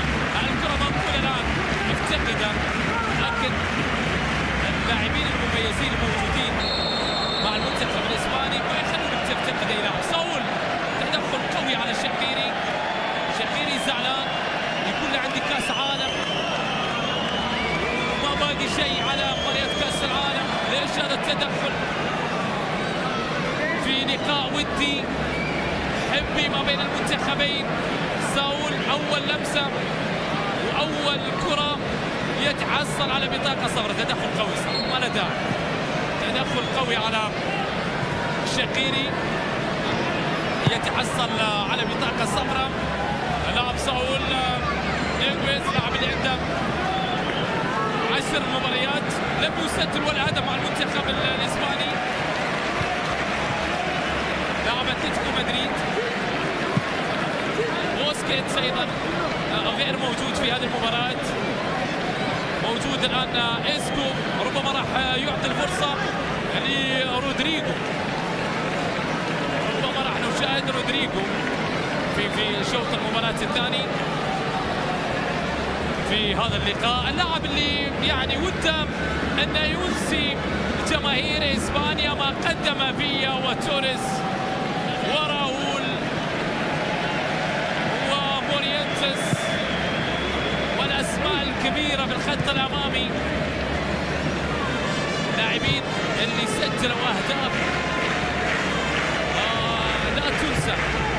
وجابت فيا بالمناسبة لا يزال يقدم الأداء الكبير في الدوري الأمريكي مع نادي نيويورك سيتي. قبل أيام سجل هدف جميل في بطولة الدوري الأمريكي، واستدعى لومتيجي في التصفيات المؤهلة لبطولة كأس العالم. لكن لبطولة كأس العالم القادمة لومتيجي قرر عدم استدعاء ديفيد فيا، اللاعب اللي عنده 36 عام مسجل 59 هدف من 2005 في 98 مباراة، فباقي له فقط مباراتين وراح يصل إلى الرقم فيها ليتساوى أو يقترب من راؤول، يقترب من فرناندو توريس، يقترب من سيلفا اللي يلعب مباراة رقم 120 بالمناسبة. الكرة موجودة الآن، محاولة فيها مرور وتقدم والكرة العرضية يا سلام، مرت يا دييغو كوستا. دييغو كوستا حاول أن يلعبها بطريقة استعراضية جميلة، لكن الكرة عدت ومرت إلى ضربة مرمى. لاحظ هذه الكرة مقبولة عرضية، استيستانر حاول فيها والتسديد على الطائر من ألبا مرت إلى ضربة مرمى. أسينسيو ورودريجو، نجمين مميزين يتركان أرضية الملعب أو يستعدان للدخول إلى أرضية الملعب، وليترك أرضية الملعب دييغو كوستا، لاعب الواضح أمامك على الشاشة، اللاعب اللي ينحدر من أصول برازيلية واللي يدخل أيضا إسبانيا، ينحدر من أصول برازيلية.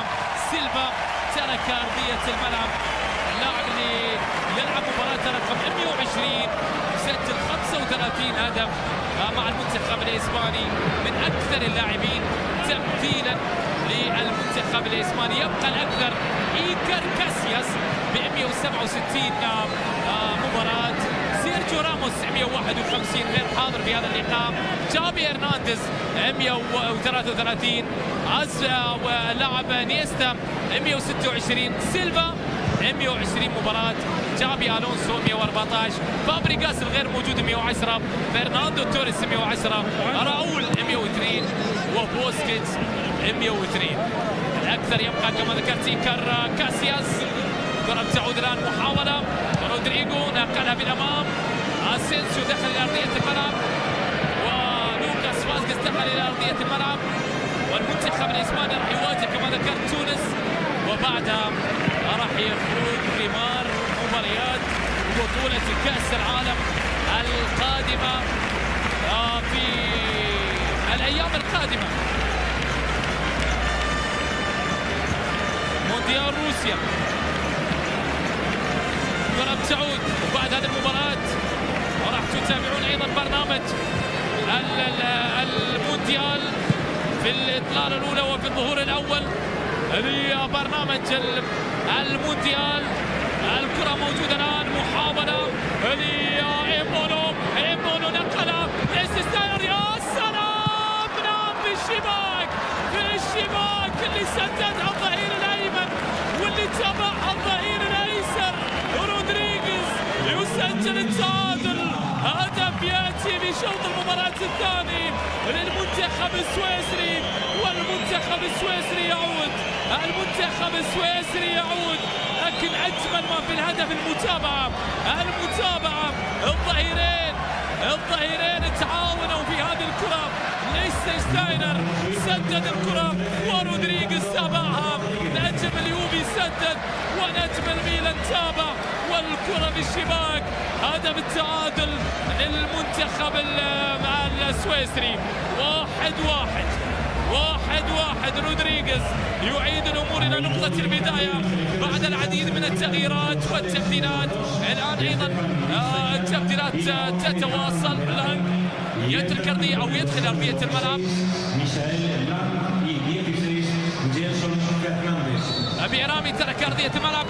جيلسون فرنانديز، هذا اللاعب اللي سجل في مرمى المنتخب الإسباني في المباراة الأولى المنتخب الإسباني في كأس العالم 2010. جيلسون فرنانديز لاعب نادي انتراخت فرانكفورت اللي توج ببطولة كأس ألمانيا في هذا الموسم، يلعب مباراة رقم 67، 31 سنة، مسجل هدفين ويبحث عن هدفه الثالث. أحد هذين الهدفين كان في مرمى المنتخب الإسباني في الانتصار التاريخي وفي الانتصار الوحيد المنتخب السويسري على المنتخب الإسباني. كرة تعود الآن. تيمايلي لاعب بولونيا جاكا يغيب من إصابة. زوبير لاعب نادي هوفنهايم. ستيفن زوبير اللي يلعب هذا اللقاء لاعب لسيسكا موسكو، لاعب اللي ولد في سويسرا. شوف الكرة والتسديدة دقيقة، المتابعة من رودريغيز في الشباك، سجل هدف التعادل في هذا اللقاء وفي هذه المباراة. زوبير اللاعب اللي ينحدر من اصول الصربية. كرة ومحاولة الآن جورو خلصها. جورو لا يزال موجود. فابيان شار لاعب ديبورتيفو لا كورونيا. على تيمور مع المدرب سيدور. هبط ديبورتيفو لا كورونيا. تاريخ كبير لديبورتيفو لا كورونيا، لكن كرة القدم لا تعترف بالأرقام ولا بالتاريخ ولا بالإحصائيات، تعترف بالعطاء والأداء داخل أرضية الملعب. 453 جرام تعطي من يعطيها. الكرة موجودة الآن. أسينسيو نقل كرة عرضية خطيرة. المتابعة عادت مرة أخرى. المحاولة وصلت الآن. لوكاس فاسكيز يبعد عن زميل. عرضية ممتازة بالراس، لكن الكرة تتخلص. عادت إلى ألبا سدد الهواء في اللقطة الماضية أو ألبا. الكرة وصلت الآن إلى أسينسيو مع إيمبولو، لكن أسينسيو مر. واحد أيضا من هدايا مدريد الجميلة وهدايا زيدان. طيب الذكر زيزو. الكرة العرضية عادت مرة أخرى. المتابعة أسينسيو. يا سلام، الكنتارة التمريرة وبعدت. عادت التسديدة. إيمبولو خلصها. عادت الكرة والمحاولة. حاول نيمار. عادت إلى أسينسيو بتأتي نصرة أرضية وبعدت الكرة. وصلت المحاولة في وسط الملعب. نقلات موجودة، التمريرات والكرات للمنتخب الإسباني اللي لن يرضى بهذه النتيجة، لن يرضى بأن يودع جماهيره بتعادل أو بخسارة في هذا الملعب وفي هذه المباراة. كرة تعود الآن. ألبا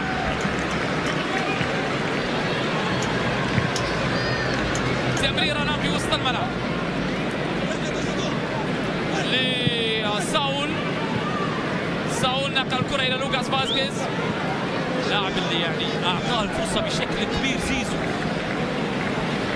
زيدان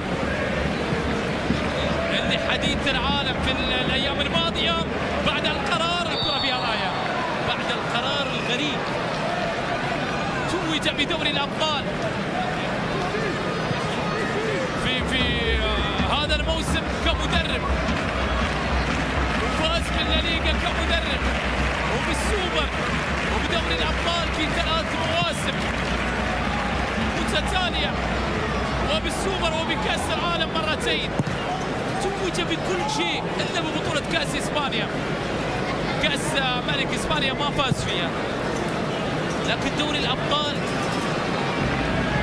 البطولة الأصعب كانت بالنسبة لزيزو هي البطولة الأسهل في مشوار التدريب، لدرجة أن البعض صار يطلق عليها بعد الثلاثية التاريخية بداية من موسم 2015 2016 و2016 2017 و2017 2018 دوري أبطال مدريد.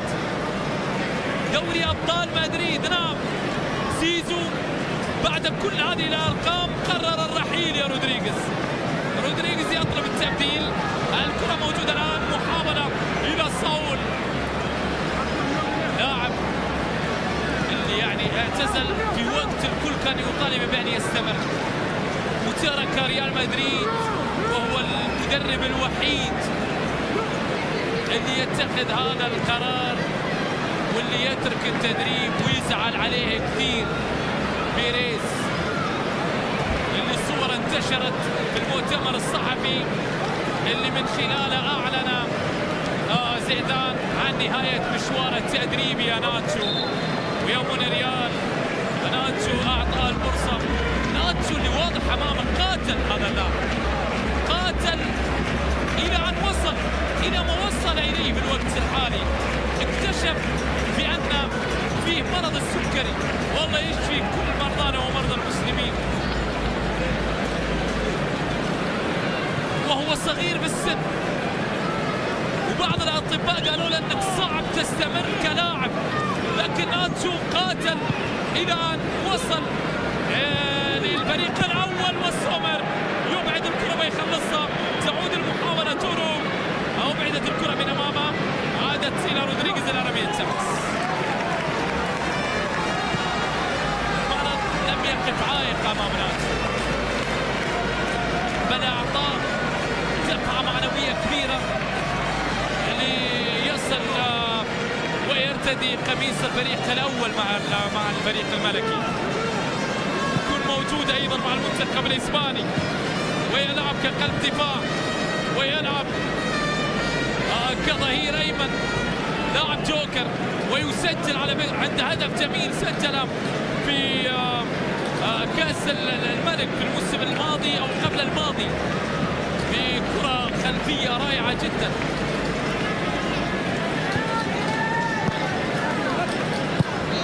كرة تعود الآن، محاولة إلى أزبيليكويتا، يمر الكرة إلى ساول. ألبا، ساول، تمريرة خاطئة، مرت وعدت إلى رمية تماس. تبديل الآن للمنتخب الإسباني. ساول اللي يترك أرضية الملعب. الفارو أودريزولا راح يدخل بديلا معنا اللاعب ناتشو. الجماهير الإسبانية تصفق لالفارو أودريزولا بهذا التغيير وبهذا التبديل. اللاعب اللي ترك بصمة مات قريبا جدا من التوقيع للفريق الملكي. ناتشو فرنانديز يدخل ايضا بديلا في اللحظات الماضيه. الكره موجوده الان، محاوله وصلت سهله عند حارس المرمى. مباراه اللي تقام هنا كما ذكرت في المادريغال او في ملعب لا سيراميك، ملعب اللي يحتضن هذه المواجهه غالبا. ما يعني تستخدم هذه او هذا الملعب لمباريات فياريال، ملعب اللي يتسع ل 25,000 متفرج، ملعب الرسمي للفريق الأصفر لفرقة الغواصات. ملعب تم افتتاحه في 1923 وتم تغيير اسمه من المادريغال. هذه كرة إيمبولو نقل كرة أمامية تتخلص هذه وتبعد، عادت مرة أخرى المحاولة في وسط الملعب. تمريرة في الجهة اليسرى، أسينسيو تم تغييره إلى ملعب لا سيراميك. وأول مباراة بالاسم الجديد انتهت بالتعادل الإيجابي 1-1 ضد فريق برشلونة. كرة موجودة الآن، ناتشو هو اللي راح للجهة اليمنى. كنت أعتقد بأن أزبيليكويتا راح يلعب في الجهة اليمنى، لكن المدرب لوبتيجي يدفع بناتشو. الكرة والتمريرة ما وصلت، هذه رودريغو من ابن عمه تياغو. عائلة كروية لتياغو الكانتارا، شقيق أيضا رافينا لاعب نادي الانتر، ابن عم رودريجو مع نادي فالنسيا، وربما ما راح يستمر طويلا مع نادي فالنسيا. كرة موجودة الآن، محاولة والدة أيضا، مازينو، والدة مازينو مثل المنتخب البرازيلي عم رودريجو في 35 مباراة، وكان لاعب مدافع وفاز ايضا مع المنتخب البرازيلي ببطولة كأس العالم 94. الكرة موجودة الآن، محاولة وصلت هذه للجهة اليسرى لألبا، عرضية لكن تتخلص هذه وتبعد، عادت مرة أخرى في وسط الملعب لناتشو. ناتشو نقل الكرة إلى لوكاس فاسكيز، فاسكيز عرضية مطالبة بركلة جزاء، حق المباراة يأمر بالاستمرار، العرضية موجودة والإبعاد يأتي والكرة بعد ذلك تتخلص، عادت مرة أخرى المحاولة مستمرة. ألبا نقل الكرة إلى أسينسيو، أسينسيو راوغ إمبولو، مر فيها، تقدم عرقل، حق المباراة يأمر بالاستمرار، وصلت إلى جيلسون فرنانديز، جيلسون لكن الكرة طالت ومرت إلى لم يتمس. وربع ساعة أخيرة مشاهدينا متابعينا، حكم المباراة ما اعتزم الخطأ، لذلك الجماهير بدأت تبرد صادرات الاستهجان في هذا اللقاء، مطالبة حكم المباراة باحتساب كرة ثابتة في اللقطة وفي الكرة الماضية. رمية تماس، رمية تماس الآن، نقل كرة أمامية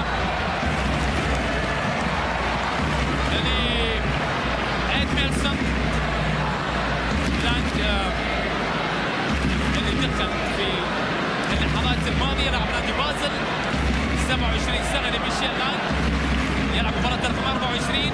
كرة ملعوبة الآن، محاولة وصلت إلى فاسكيز، فاسكيز أعاد الكرة بالخلف، التمريرة لناتشو إلى تياغو، تياغو تمريرة أمامية، وصلت هذه لأسينسيو، أسينسيو عرضية عالية، حارس المرمى سومر خلصها. كرة بتعود الآن، محاولة عرضية من ساول، أبعدت الكرة، وصلت مرة أخرى إلى شقيري، شقيري لكن برافو لأزبيليكويتا، خلصها من أمامه أزبيليكويتا، يبعد الكرة إلى تياغو، تياغو بالجهة اليمنى، كانتارا إلى ناتشو، عرضية عالية بالراس لكن الكرة تتخلص، عادت إلى أسينسيو، أسينسيو المنتخب الإسباني يفرض سيطرته، محاولاته تستمر لكن دون تشكيل خطورة كبيرة على المنتخب السويسري. كرة منقولة الآن أمامية إلى ساول، ساول عرضية مرت وعادت إلى ضربة مرمى. هذا هو الحارس يان سومر 29 سنة. شوفونا بإرامي والروح الرياضية، لاعب يترك أرضية الملعب، لاعب نادي مودينيزي 33 عام. يان سومر لاعب نادي بروسيا مونشنغلادباخ. دييغو كوستا لاعب اتلتيكو مدريد. سيلفا المتوج، عندنا لاعبين كلهم متوجين بالعديد من البطولات. دخية ما تتوج بأي شيء مع مانشستر، كان وصيفا في بطولة الكاس. بيكي فاز بالدوري والكاس. أزبيليكويتا فاز بالكاس في تشيلسي. ألبا فاز بالدوري والكاس. الفارو أودريزولا ما فاز بأي شيء مع نادي ريال سوسيداد، لكن ربما راح يفوز بالعديد من الألقاب مع الفريق الملكي إن نجح نادي ريال مدريد في التوقيع مع هذا اللاعب. انيستا فاز بالدوري والكاس. كانتارا مع نادي بايرن ميونخ فاز بالدوري فقط. الكوكي باليوروب ليج. دييغو كوستا باليوروب ليج. اسباس مع نادي سيلتا فيغو لم يفز بأي شيء، لكن عندنا لاعبين متوجين. عندنا ناتشو ايضا فاز بدوري الابطال. اسينسيو توج بدوري الابطال. لوكاس فاسكيز توج بدوري الابطال. الكرة بتعود الان، محاولة، يا سلام يا اسينسيو، راوغ بطريقة جميلة، نقل الكرة الى كوكي، كوكي نقلها بالجهة اليمنى. المحاولة عاد عادت مرة أخرى إلى تياغو الكانتارا 27 عام. كيف فرط في نادي برشلونة لاعب بهذا أو بهذه الموهبة الرائعة، وأنت عندك لاعبين راح يأتي يوم وتفقدهم في تلك الفترة. أتحدث عن تشافي ونيستا، وأتى هذا اليوم رحل تشافي ورحل نيستا وبقي تياغو الكانتارا، لكن ليس بقميص نادي برشلونة. يا بيكي بقميص الفريق الألماني، الفريق البافاري بايرن ميونخ. رودريغيز يترك أرضية الملعب بعد هدف التعادل اللي سجله، ودخول مومنتاج يدخل إلى أرضية الملعب في تبديل آخر. وأيضا مونريال يدخل إلى أرضية الملعب، لسه ما دخل إلى أرضية الملعب. لاعب نادي تولوز اللاعب فرانسي أو فرانسوا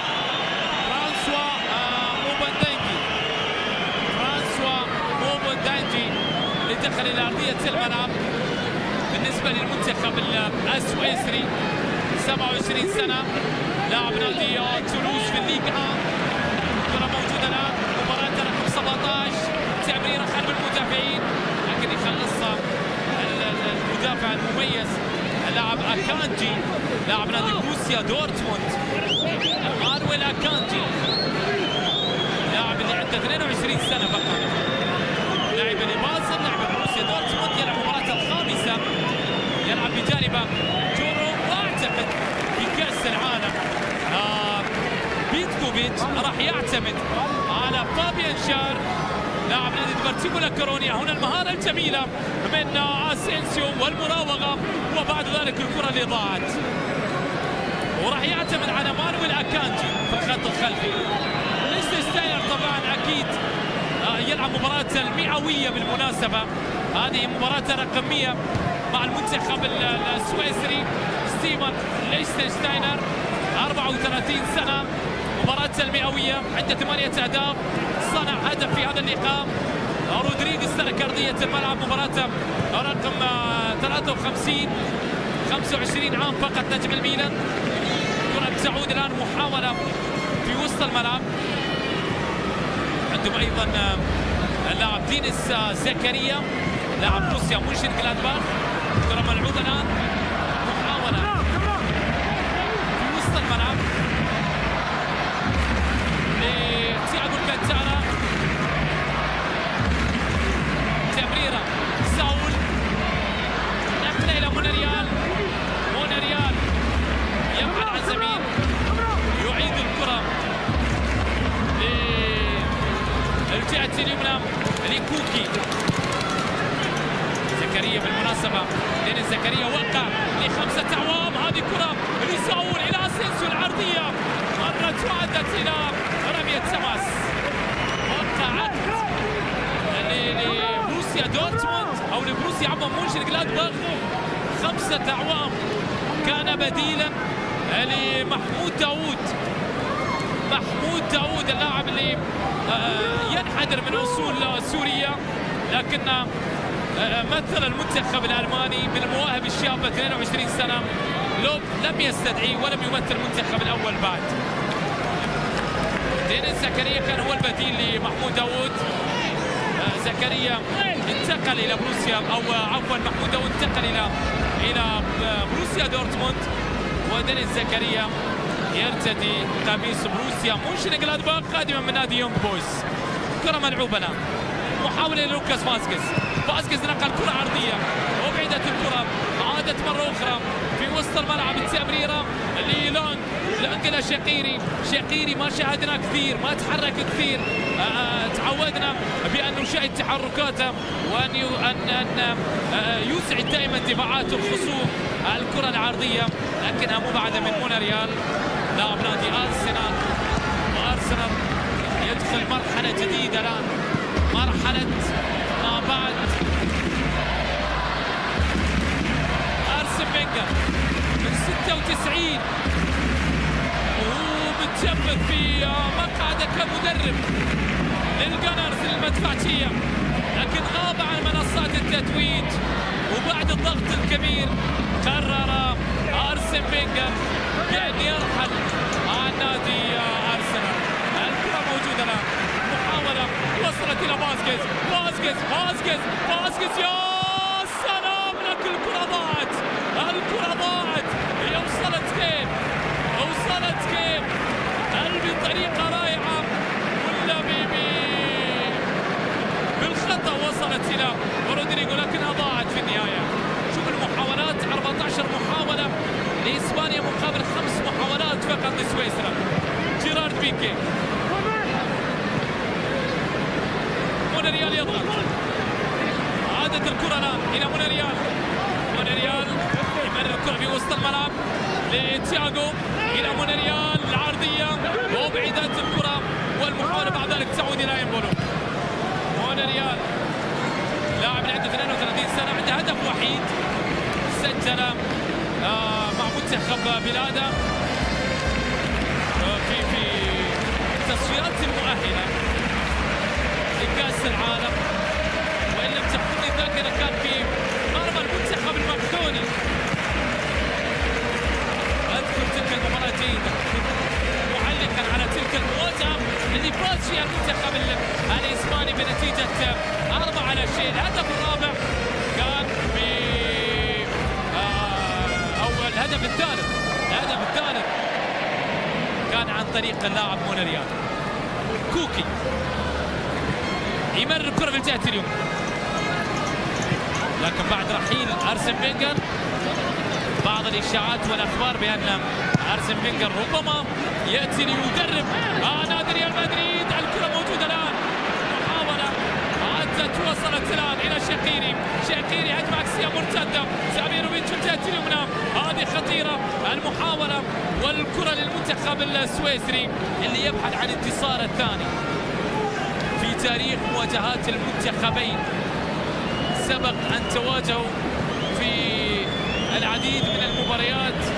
الآن المنتخب الإسباني يبحث بأن يؤكد علو كعبة في المباراة رقم 20، والمنتخب السويسري يبحث عن انتصار الثاني في بطولة كأس أو في هذا اللقاء الودي. هم التقوا في 3 مباريات في كأس العالم. في أول مباراة في مونديال إنجلاند في 66 مباراة انتهت بانتصار. هذه كرة وصلت بهذه الطريقة وبهذه الكيفية، لا كانت جميلة، كانت رائعة من فاسكيز، لكنها ضاعت. الأسيست كان جميل من فاسكيز. كرة تعود الآن، رودريغو ضيعها، والحلو ما يكمل. نعم أهدرها رودريغو. كرة عادت بالجهة اليسرى، أسينسيو نقل كرة، مونريال عرضية خطيرة بالراس، لكنها مرت وعدت من أمام تياغو الكانتارا إلى ضربة مرمى باللقطة الماضية. فرصة بتضيع. شوف الكرة وشوف التمريرة رائعة جدا، وصلت من أسينسيو إلى تياغو الكانتارا، والكانتارا انتمى على الكرة لكنها مرت بجوار القائم إلى ضربة مرمى. أسباس والفارو السعيد أكيد بالهدف اللي سجله أودري زولا. رودري لم يعطيه الفرصة، لوبتيجي الكرة منقولة الآن، محاولة أمامية خطيرة. مونريال خلص الكرة وبعدها عادت مرة أخرى بالكاب، وصلت هذه إلى تياغو كانتارا، تمريرة في الجهة اليسرى، المحاولة مستمرة لساول إلى بيكي في اللحظات الأخيرة في آخر 4 دقائق. مشاهدينا متابعينا في كل مكان عبر أبو ظبي الرياضية، والأمور تبقى عند التعادل الإيجابي 1-1. لوكاس فاسكيز أعاد الكرة إلى تياغو، الكانتارا نقلها إلى مونريال مرر الكرة إلى أسينسيو العرضية منتظرة، أسينسيو مراقب، نقل كرة عرضية لكنها مرت وعدت إلى ضربة مرمى. آخر كوستا وانيستا وسيلفا. آخر مباراة ودية ما بين المنتخبين. شوف الكرة بالكعب كانت جميلة، وانتو رائع من تياغو الكنتارا حاضر كوكي، حاضرين بعض لاعبي المنتخب الإسباني. تيكي تاكا رائعة دائما يقدمها لاعبي المنتخب الإسباني.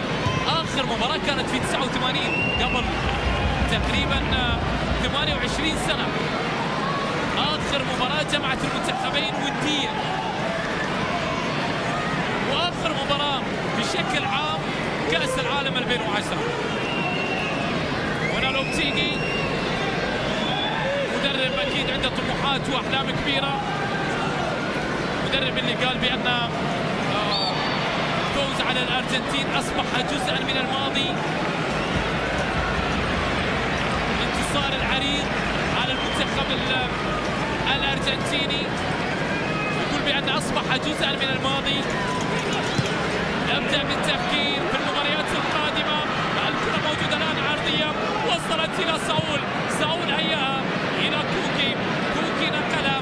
المحاولة للمنتخب الإسباني يفرض سيطرته ويبعد عن الثاني، والكرة العرضية وصلت سهلة عند حارس المرمى. المنتخب الإسباني في الوقت الحالي يا كوكي تصنيف الثالث، وصل إلى الأول في 1920 وفي 2010 وفي 2013، والأسوأ كانت 19 في 1969. كرة منقولة الآن، ساول خاطئة. المحاولة عادت ومرت إلى رمية تماس. أول مباراة لإسبانيا كانت أمام المنتخب الدنماركي في 1920 والفوز بهدف. إسبانيا واجهت بلغاريا وقست على المنتخب البلغاري في 1933. هذه كرة ومحاولة وصلت إلى ساول نقلها العرضية منتظرة بالراس، لكن كرة مبعدة. عادت مرة أخرى المحاولة فيها تدخل وفيها خطأ، لمصلحة اللاعب كوكي. نعم في مدريد في 21 ماي 1933 بلغاريا تتلقى خسارة كبيرة أمام المنتخب الإسباني 13-0. أكبر خسارة لإسبانيا كانت أمام إيطاليا 7-1، أمام أيضا المنتخب الإنجليزي 7-1 في 31. المنتخب اللي فاز في كأس العالم مرة واحدة، فاز باليورو 3 مرات في 64 2008 و2012. الآن كرة ثابتة، ضربة حرة مباشرة للمنتخب الإسباني في اللحظات الأخيرة من شوط المباراة الأول. مشاهدينا أو الثاني عفوا، متابعينا في كل مكان، لحظات وسيرسل الستار. اسينسيو في آخر كرة ربما المنتخب الإسباني. اسينسيو سدد، لكن الكرة تتخلص، تعود المحاولة وعادت إلى اسينسيو هيا الكرة والمحاولة وصلت. هذه خطيرة، يا سلام يا ناتشو حاول انه يثبت حارس المرمى ويركنها بزاوية صعبة، لكن الكرة مرت يا لوبتيجي إلى ضربة مرمى. ناتشو نقل الكرة، ركنها ثبت حارس المرمى يان سومر، لكن الكرة بتعدي إلى ضربة مرمى. فرصة بتضيع على المنتخب الإسباني. كرة بتعود الآن، محاولة تسديدة، لكن شالها المدافع أمام رودريغو. آخر ظهور للمنتخب الإسباني، المباراة الوداعية للجماهير الإسبانية قبل الذهاب إلى روسيا 2018. لا يبحثون عن توديع جماهيرهم بتعادل، فقط شعارهم الانتصار ولا غير ذلك. الكرة موجودة الآن عرضية بالراس، لكن أيضا بتعدي. ناتشو في دقيقتين مرة بالقدم ومرة بالراس، لكن الكرة مرت إلى ضربة مرمى. شوف الكرة العرضية، ناتشو ارتقى فوق الكل، لعب الكرة براسه لكنها عدت ومرت إلى ضربة مرمى. المنتخب السويسري راح يلعب أول مباراة في بطولة كأس العالم القادمة أمام المنتخب البرازيلي. المنتخب الإسباني أول مباراة راح يواجه المنتخب البرتغالي في دور المجموعات من بطولة كأس العالم القادمة. وإن تمكن المنتخب الإسباني من التأهل كمتصدر والمنتخب المصري على سبيل المثال كوصيف، مواجهة أخرى ما بين راموس ومحمد صلاح في دور ال16 من بطولة كأس العالم. الآن كرة ثابتة، كرة ثابتة وضربة حرة مباشرة. تياغو الكانتارا نقل كرة عرضية عالية داخل منطقة جاب الراس، لكن ضاعت الكرة الماضية. يان سومر يخرج في الوقت المناسب ويمسك بالكرة ويحرم رودريغو من التسجيل، يحرم رودريغو من التسجيل باللحظات الأخيرة. كرة موجودة الآن، إيمبولو نقل كرة من أمام، هذه خطيرة. راية والتسلل على اللاعب فرانسوما اللي دخل في اللحظات الماضية من شوط المباراة الثاني. هذه الكرة الخطيرة، الارتقاء اللي كان موجود لكن شالها المدافع أكانجي في اللحظات الأخيرة. كرة تعود الآن، ساول والصابرة في نهاية هذا اللقاء. مشاهدينا متابعينا في كل مكان، المنتخب الإسباني يودع جماهيره هنا في فياريال في مادريغال في معقل وملعب نادي فياريال. المنتخب الإسباني ينهي آخر مباراة بالتعادل الإيجابي ما بين المنتخبين. هذا التعادل الرابع في تاريخ مواجهات المنتخبين. سويسرا تبدأ التفكير في مباراة البرازيل، وإسبانيا راح تلعب أمام تونس في مواجهة في الأراضي الروسية. إلى أن نلقاكم في لقاءات أخرى قادمة. تقبلوا تحياتي محمد الشامسي. أما الآن الكلمة تعود للزميل العزيز منصور البلوشي. منصور تفضل كلمة.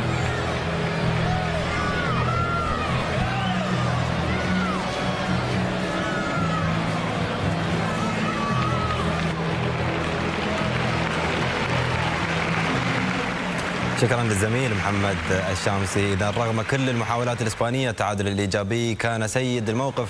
المنتخب الإسباني هو البادئ بالتسجيل عبر هذا الهدف الذي أحرزه الظهير أدريزولا في الشوط الأول وتحديدا في الدقيقة 29. في الشوط الثاني استمرت السيطرة الإسبانية، إلا أن المنتخب السويسري تمكن من الاستفادة من هذا الخطأ الغريب من الحارس دخية ليحرز لاعب نادي AC ميلان الإيطالي ريكاردو رودريغيز هدف التعادل.